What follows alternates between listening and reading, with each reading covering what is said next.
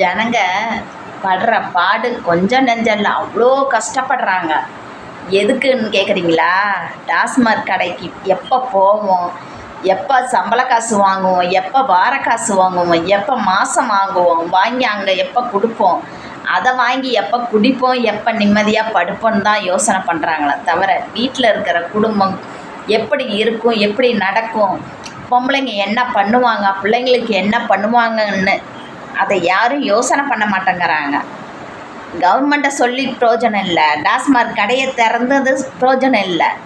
ஆனால் நம்மளை சொல்லணும், நம்ம ஏன் அங்கே போகணும், ஏன் குடிக்கணும், ஏன் உயிரை இழக்கணும், எந்த குழந்தைங்க எப்படி துடிக்குதுன்னு யாருக்கு தெரியும்? அந்த குடும்பத்துக்கெல்லாம் யார் பாப்பா? இன்றைக்கி பணம் கொடுத்துட்டா அது போதுமா? எத்தனை குழந்தைங்க குட்டிங்க விட்டுட்டு போயிட்டாங்க அனாதியா.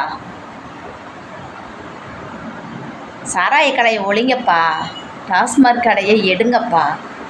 குடும்பம் நல்ல மாதிரியாக இருக்கும், நாடும் நல்ல மாதிரியாக இருக்கும், கவர்மெண்ட்டு நல்ல மாதிரியாக பாராட்டுவாங்க.